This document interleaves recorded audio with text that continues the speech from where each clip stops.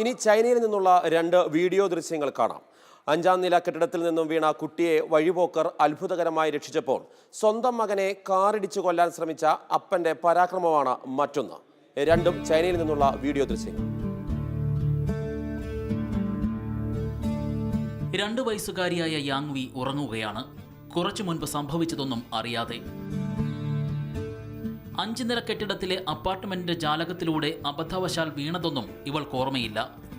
ആ വഴി കടന്നുപോയ പോസ്റ്റൽ ജീവനക്കാരാണ് കുട്ടി താഴേക്ക് വീഴാനൊരുങ്ങുന്നത് കണ്ട് അവളെ രക്ഷപ്പെടുത്തിയത്.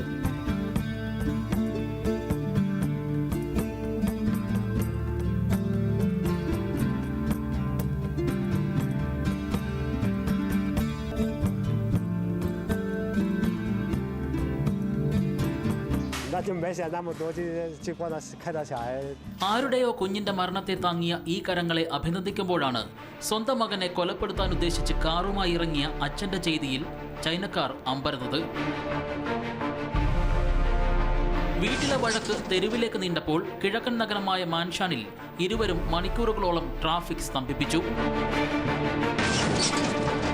കാറിൽ നിന്നിറങ്ങിയോടിയ ഇവരെ പിടിച്ചു നിർത്തി അന്വേഷിച്ചപ്പോഴാണ് മറ്റുള്ളവർ അറിയുന്നത് ഇവർ അച്ഛനും മകനുമാണെന്ന്.